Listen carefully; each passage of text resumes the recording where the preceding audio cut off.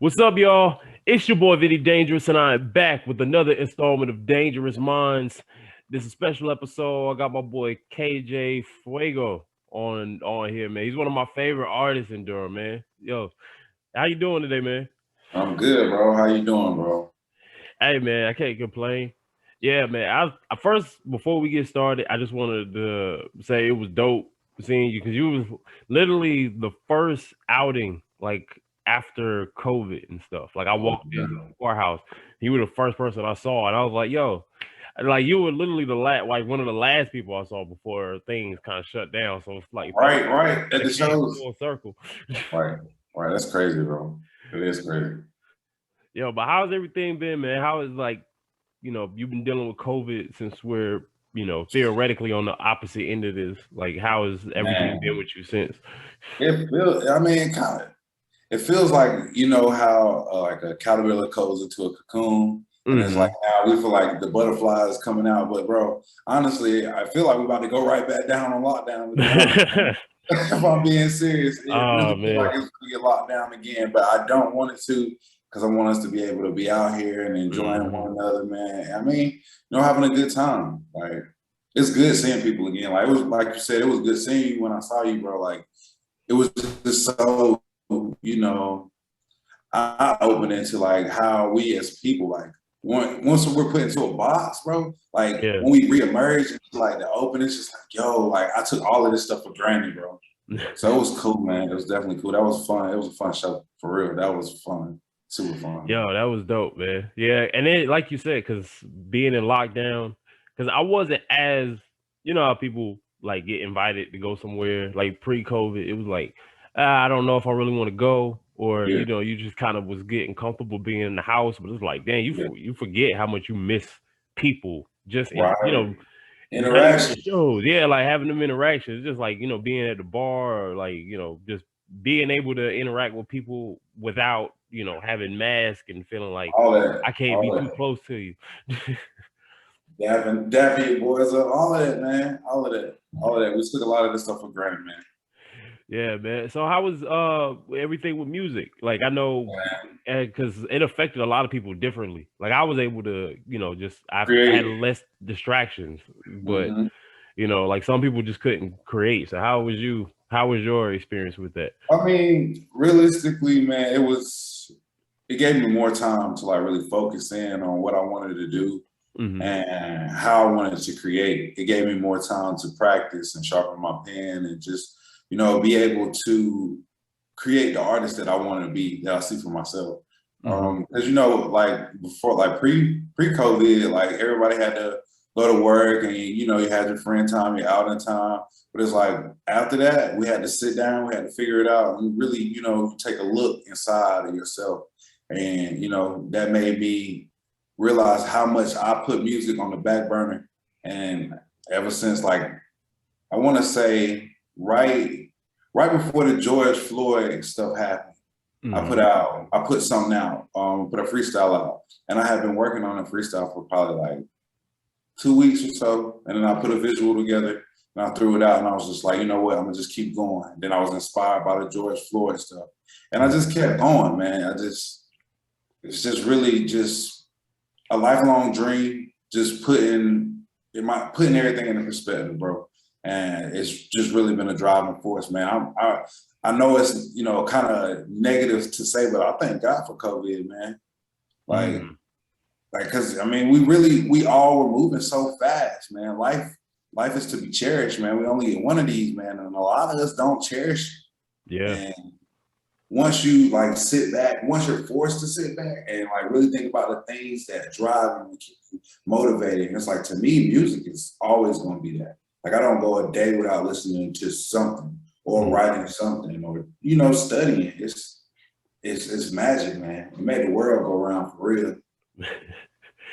Yo, facts, man. And I'm like, I actually don't think that's that big of a controversial statement to say that about COVID. Because I mean, of course, it was bad, like Yeah. overall, but there's always like a silver lining you can find in anything, and especially when it came to like just Mhm. kind of looking at life a different way, like appreciating the stuff that we took for granted Right. before all of this happened, and the thing that got me through, just like it did with you, was music. Like being able to just, get excited for something at the end of the week, for new Right. releases to come out, or like getting a burst of inspiration, Mhm. like for my own stuff. Like that was what really kept me from like losing my mind. Losing it, yeah.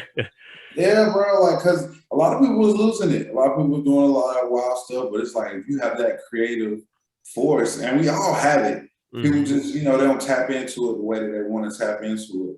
And I feel like society numbs that a lot because, it feels like everybody's so critical of what everybody's saying and doing now. So it's just like, people get caught up in the stigma of being the butt of the joke or the villain or anything like that. But it's just like when you create it, like when you really, really want to do it, all that shit don't really matter. For real. Sure, matter of fact, you think that got worse as far as like people worrying about, because it felt like Oh, the yeah. idea of, because people were locked in, the Mhm. idea of this kind of cancel culture nature and things like that, because all people had, for some people, was all they did was social media. So when Yeah. stuff came across, whether it was somebody saying something controversial or dealing with politics, and Yeah. like you said with George Floyd's and Breonna Taylor's murders, Yeah. like it kind of felt like now that everybody's paying attention, they're like quick to pick a side and just sticking with that, not Right. really giving a Sit there. lot more thought into it. Yeah, I mean, some stuff is deserving of cancel culture. Some stuff is deserving of a second look. I'm never going, belittle nobody's side. Whatever somebody says, that's their story. Mm-hmm. Who are you to judge? God. I'm not God. You're not God. None of us are God. So Right. I'm never going to judge a person based off of what was said or no amount of evidence or no amount of somebody's character, because we all are humans, regardless. So you can't really just write somebody off a bad day, Mm-hmm. but people so quick to bash other people instead of trying to teach them and like make better people, and it's like, why would somebody want to learn or be more, accepting the change if every time they make a misstep, they're met with losing their job or not being able to do certain things. It's just kind of Mm-hmm. crazy, bro. It's a really wild world we're living in now. Like, just even if you think about it, like not even 10 years ago, man, like everything was a lot more lax. Like Yeah. like Twitter, all of that stuff. And it seemed like it's gonna come back to bite us all in the ass at some point. But I'm starting to see it now, just the way that they locking down on content and stuff, and it's hurting yeah, a lot of man. people. They're not able to really just, especially creatives, like we're not Yeah. able to post as much because you get hit with all types of copyright and community policy Yeah, violations. they want you to pay, bro. Yeah, that's It's basically what really it the boiled down paywall. to. It's really the paywall, like, because if you scrolling, you see all the promotions and all the ads and Mhm. all that stuff, and it's just like, if you really want to get in front of some people, then you gotta pay for it. And Yeah, it's like, you can't knock them. I mean, it's the business acumen. That's really what yeah, they want to do. They driving the company up. It was a free app for what, almost 10 10 years. years, yeah. And it's like, technically it's still a free app, but it's like they are aware of the amount of currency exchange, you know what I'm Mhm. saying, between their users. And it's like, oh, we got to get a piece of that too. So And I people ain't built like whole businesses off of this. oh Like yeah. all, and then they ain't really getting nothing out of it. So eventually it was going to turn into Oh yeah, a for paywall. sure. Oh, for sure. I mean, and you can't do nothing but respect it. When I have stuff that I want to, put in front of people, like Mhm. need to put in front of people, then I'm okay. I ain't tripping. Yeah, I mean it's all Like, part of the game. yeah, and that's what a lot of people be like misconstruing a lot of this stuff with this rap stuff. It's all about your money, bro. Like, you can be talented, you can have the visuals, you can have the drive, you can have all that. But if you ain't got no bread pushing or promoting or marketing your stuff, it's not gonna go anywhere. It's not gonna go past, what your reach is, Mhm. And it's Yeah, like, if your reach ain't outside of the city, then that's where you're gonna stay. And yeah. a lot of people think it just happened for people. It just happens for people. It's like, nah, it don't just happen for people. Nah, it just looked like that because they It's didn't. just They like, oh weren't there yeah, for the it's a work. look. They weren't there for the work. They was there. They Uh, only saw for what came out. The right, out. The right. results. I mean, everything looked like microwave food to everybody now. But yeah. So shoot, man, tell me about the Gemstones and Rubies project. I saw because I was making sure I did my research before we Okay. started talking, and I saw you put out the two projects. So what Mhm. was the idea behind Gemstones and Rubies? Excuse me. Oh, you good? As far as like the title and just why you wanted to put these songs out. Well, like so if you see the cover art, it's like Thanos. Yeah. And like really, Gemstones and Rubies to me, it's like all the songs that I put out, like there were good songs. I enjoyed the songs, I enjoyed making the songs, and they sound good, look good to me. And gems and rubies are like nice, shiny rocks, basically, just like diamonds. But diamonds are more lucrative. They got more finish, better polish, and everybody loves diamonds. So to me, all of those records were just short of diamonds, if you get what I'm saying, to me. And it was just like, I want to be vulnerable enough for people to see my growth. Like, I don't want people that's not going to ride with me. I don't want nobody. I want fair weather people. You know what I'm saying? I want fans, or I don't even want to call them fans. I want family to grow and listen and want to invest in me and want to, big me up. So it's just like being vulnerable and letting people hear the process and the work and the growth. Like all those, the oldest record on there dates back to like 2015, and that's the Spicy Chicken Trip. Yeah, Spicy Chicken Trip, man. I recorded. That was the first song that I actually recorded once I started back rapping in 2015. And like when I say like that song is so crazy because like I was just like when I first started back recording, it was so hard for me to get my stuff down. Like it took me countless time again to even get a good take. And like that record probably took me a month to record. So it's just like, yeah, bro, it was crazy. But once I finally got it done, like the knock, everything, my boy Ronnie, his nephew, his name is Yasir Cash, Yazzie Cash. He's another rapper, younger rapper out here in Durham, but he does some production. And he's hard, like, bro can spit, like his damn lyrical content is there. And for him to be young, bro, he's just hella nice, like too nice. But he was probably like, I'm gonna check him out. Yeah, bro, I think he probably might have been in high school or something when he probably made that beat. Might have been younger than that. Oh, wow. Yeah, like, man, and like I said, that song is probably 7 or 8 years old. And the latest was like 2018. So none of that stuff was like 19, 20, 21. So yeah, it was just some stuff I wanted to part with and give to the people. Benjamin's was a song that me and my boys, we put together probably in 2017. Like I found a sample. And once I found a sample, I took it to Ronnie and he was like, "You sure?" I was like, "Yeah, bro, like, yes, like, let's do it." And him and Dre, man, like they are, some of the best producers I ever seen work. Like just the way that they create, bro, is so authentic.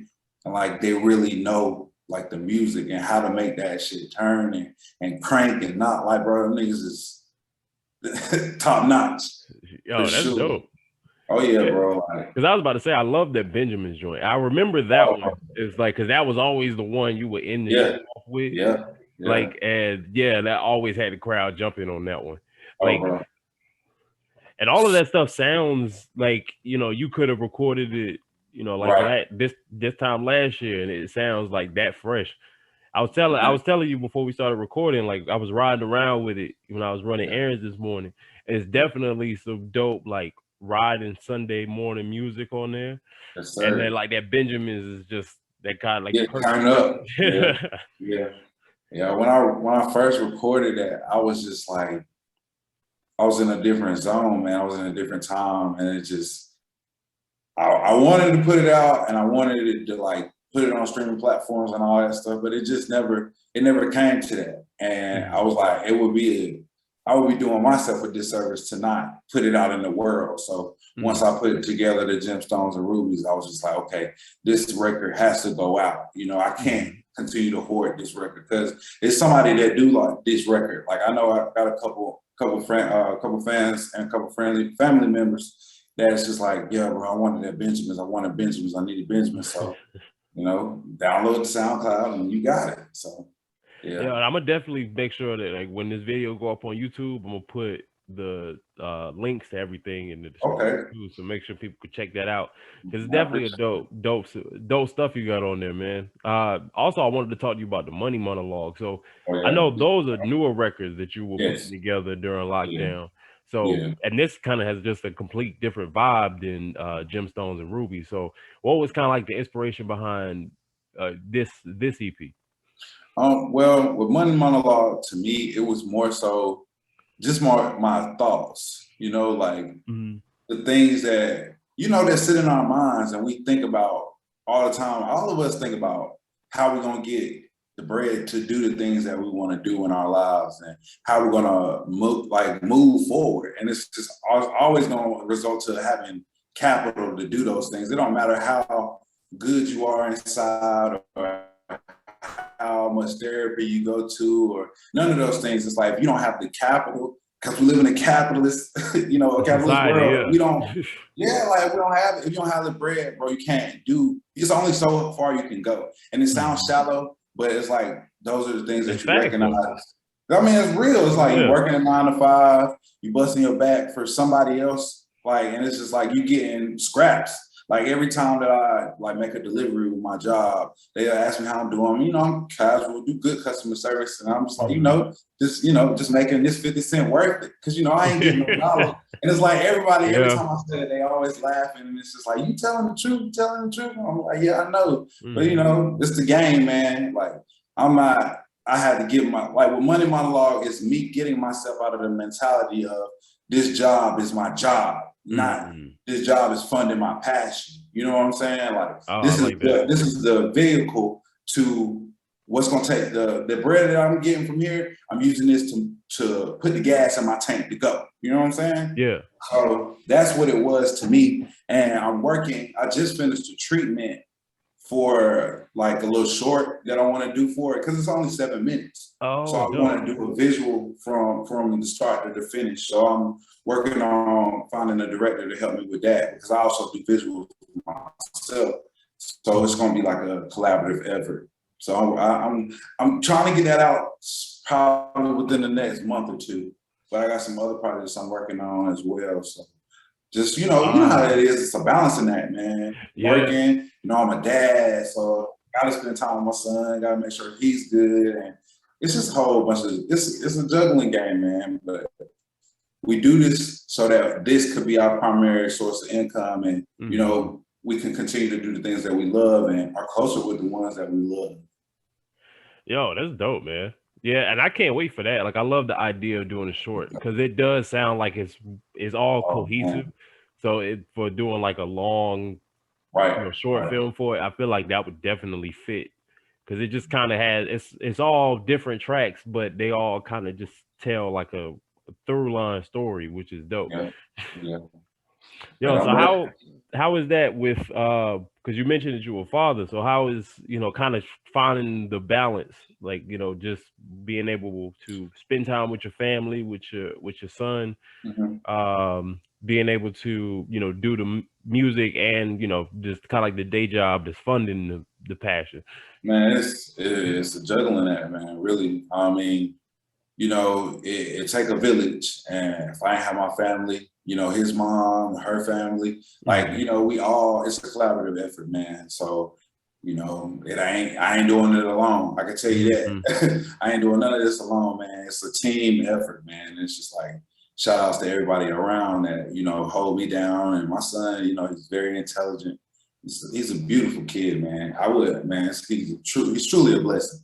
But just the motivation to that for real is to show him, that you can do whatever you want in life, and this is what I wanted to do when I was 13 years old. Like, this was something that was deep seated in what I felt was my purpose on this earth.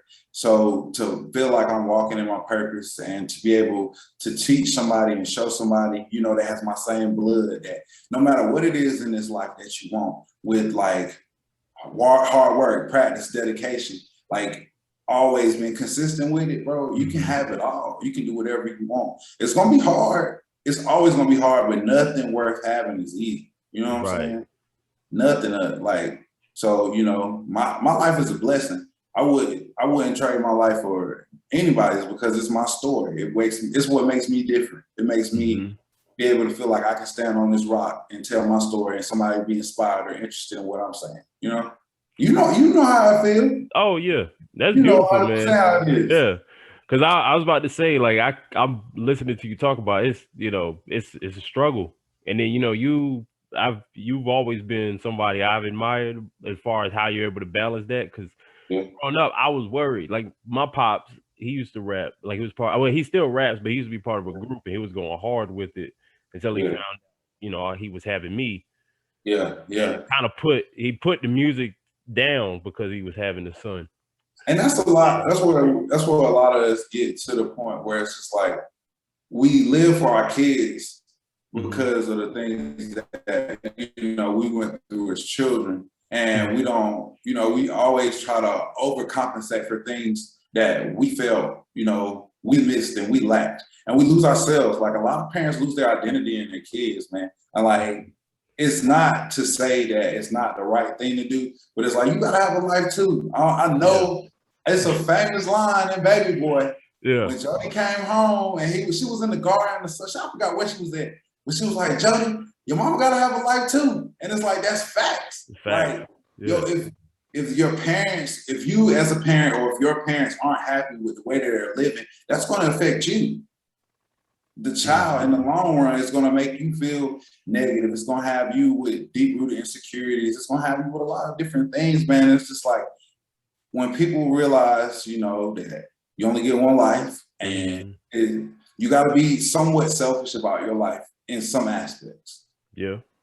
Because at the end of the day, when you go to sleep at night and when you wake up in the morning, you in your body. You understand? It don't matter who laying beside you or who you spoke to before. Like, if you don't wake up, you're gone. Somebody else gonna keep going. So it's like, you don't want to leave this earth feeling like your footprint didn't matter. Like, you didn't put the carbon footprint down that you wanted to put down. Yeah. Regardless if you got kids, regardless if you doing anything, you can't let life be the ball and chain. You know what I'm saying? Like, you gotta live it, bro. We only getting one life, and if you ain't gonna live it, bro, you're wasting your time.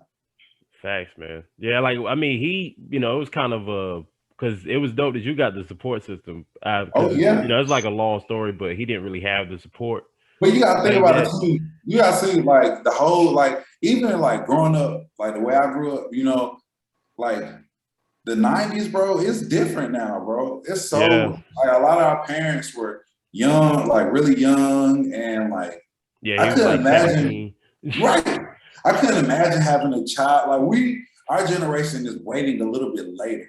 If you like, I still don't have kids. Yeah, you know what I'm saying? So eventually it happened, but I waited a lot longer than they did. Like, a lot of our parents were having kids while their parents were still parenting them. So it's just like, they growing up, you growing up with your parents. A lot of us grew up with our parents. So now our parents are at the age where it's just like, where they should be, you know, kind of like, you know, it's kind of off. Like, my mom, she's young. She's a young grandma. But it's not because I had a kid early, you know? It's not my fault, but and it's like, you're able to enjoy it more, because like, a lot of us, you know, we didn't get that.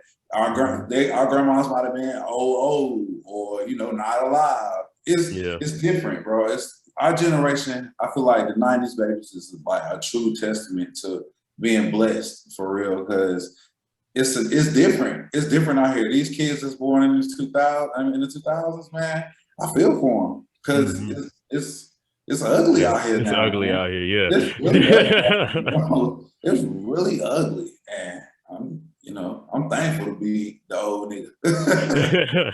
I'm thankful. Yeah, seeing what these kids go through. Like my sister, like just she be telling me about what she going through in college now. And I'm Man, just like, man, I don't know how y'all gonna get nah, through it. I got six siblings. I'm one of seven. So I got two younger sisters.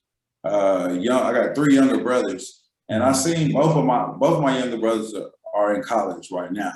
And then my youngest brothers, he's going to middle school. And then my sisters, they still, you know, matriculating through elementary, and one's about to head into middle school as well.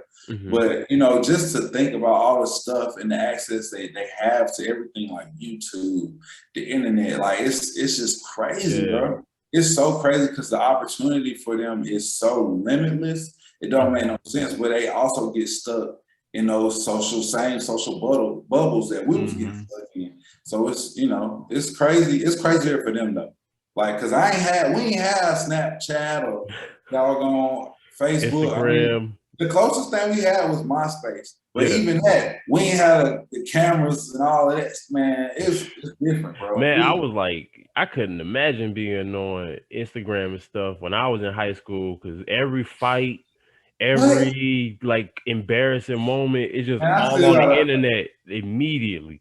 To this day, I still got a fight on my Facebook that I cannot delete for the life of me. Like Facebook will not let me delete this fight, bro. I have tried to delete this fight for years, bro, and it won't let me delete the fight. I recorded it when I was in high school, and that's what I'm saying. Like, bro, and it's so bad. Like the footage of it is so bad. It's just like, why won't y'all let me delete this shit? Yeah, man. I was saying, the way they cracking down on everything else on Facebook, I would have thought that they would have tried to take something like that down. Help me out. Help us all out. I'm trying to get some. Shit be crazy though. Yo, so growing up in Durham, like what was the thing that sparked your passion for hip hop? Man, keep it real. My older sister, man, she was really influential, and why I really fell in love with hip hop. I remember like she would come pick me up. She had a green Firebird, a Pontiac Firebird. She'd come pick me up. Nice. She had this big old hat, like big old deck. You remember the CD books? Yeah. She had a big CD book, and I'm saying it ranged from Mace, Big J, then you had SWV. You might have some damn Phil Collins in there. Like she just had so much music, and I would just always take the CDs out and just listen to different music. 4 and 5 years old, listening to Big, listening to all that shit, just cussing bad, like it was just crazy. And like that together time that I had with my older sister really just made me fall in love with music. And like growing up, I played saxophone probably for like 3 or 4 years, like through middle school and outside of middle school. In middle school, I was in a rap group. It was called FIF, First in Flight. It was me, Bullcity, my homeboy Tion, my homeboy Derek, and my homeboy, well, at the time, that was just us four, and my homeboy Keenan. We was we all went to Shepherd, and we put together our money. We recorded a mixtape. We put a mixtape out in the 8th grade. We was performing on the intercom. Like, we was like school rap. That was dope. Everybody knew what we was doing. Like, our first performance, I froze up in front of everybody. And it's like, Kavasi and Tion was like rapping my verse, and I'm just standing there like, yeah, bro. But that shit, like, bro, like, even at a young age, I wanted to do it, bro. When I say, like, we were scraping together money to go to a studio to record some half-assed, unmixed music, but we made the music, and, you know, it was fun, man. And to this day, me and Kavasi still, like, that's my brother. Like, you can't tell me nothing about K. K can't tell you nothing. Like, it's like, you know, we got each other back. Man, he's dope. Man, what? Bro, that nigga is really, like, he really is the driving force of why I continue, like, to even want to fuck with rap. Because for a long time, like, I was just like, fuck this shit. I'm like, once I got to the 10th grade and I transferred to high school, I was like, I ain't doing that shit no more. Fuck it. It is what it is. I don't care about that shit. But like on the tail end of college, like me and Kay, we like we had our spats, not like we were beefing or nothing, but we stopped talking for a little while. Mm-hmm. But it's like, I always saw his music. I always help, you know, if it was something I could do to help him, like promote it, or he needed some help with a visual, anything, I would be down to help. Like I was always with him on that. And it's like, I always seen him grind. I seen it. Like when I say that nigga was the hardest fucking rapping 13-year-old you ever heard in your life, bro. I'm talking about gun bars. I was about to say, I can imagine that, yeah. Man, that shit is crazy, bro. But like, yeah, bro, like that nigga really is like the GOAT. Like that nigga is like one of the niggas that, you know, this rap shit really birthed. Like, cause he embodies that shit for real. Like that nigga like that, bro. Like he really like that. And like, we gonna be at the top together, bro. Like, and that shit is just gonna be everything that we worked for, bro. Like since we was young boys. And when I say we was young, like this nigga got VHS camera work of like us. Like when we was in middle school, like doing raps and shit like that. So it's gonna be a great story, man. It's definitely gonna be a great story. But yeah, if I say it's really like that nigga, that's my dog, and he keep it going, man. So shout out to that nigga, man. Yo, shout out to him, man. Yo, and then shout out to you, bro. I really appreciate you joining the show. Oh yeah, bro. I've been meaning to get, you know, you were definitely one of the people when I started doing this. Like started like you know, like getting artists and stuff on the show. You were definitely like one of the top guys. Cause just knowing, you know, being a fan of yours and, you know, just conversations and stuff that we have. Right. I already knew this was gonna be great. So yo, I appreciate it. Make sure y'all check out Gemstones and Rubies. I keep messing that up. It's cool, bro. Like this is a dope title, and I'm like, why am I getting this? It's a tongue twister. Yeah. But yo, Gemstones and Rubies, Money Monologue. I'm definitely gonna be looking out for the visual for that, because that sounds like it's gonna be real dope. Oh yeah, bro. Yeah, I'll send you that shit once I get it cut it up. I got you. Please do, because I will definitely check that as soon as it drops, man. But any like last words you want to leave? Man, just, you know, I appreciate you, man. You definitely keep doing the thing, bro. You keep pushing the culture forward, bro. Like with your visuals, your music, bro. You fucking amazing talent, bro. And you know, you are moving in the right direction, bro. Appreciate like by having multiple, you know what you're doing, bro, by having multiple platforms, bro. And I respect the grind, bro. And I appreciate you for having me on. I'm humbled and I'm honored to do this for you, my G. But other than that, bro, I got just some more shit on the way. Like I really got some real good shit that I'm working on right now, bro. I just recorded some of the best music that I recorded in a long time, and I just got more shit to come, bro. I got a lot of this shit to get out, so be on the lookout for a lot of this shit that I got coming, bro. Definitely, man. Yo, first of all, thank you for that. Thank you for the kind words, bro. And I appreciate you taking time out to talk to us. Just like you said, it's like the butterfly coming out of the cocoon, like out coming at the opposite end of this COVID lockdown shit. Like I can't wait to hear what KJ Fuego got for the future, man. Yeah, I'm ready to hear what Vinny got. Shit. Dangerous. Hey man, I got some stuff covered too. I'll definitely let you know, man. Oh yeah, for sure, bro. But hey, until then, it's been your boy Vinnie-Dangerous, Dangerous Minds, KJ Fuego. Hey, much love, y'all. Be easy.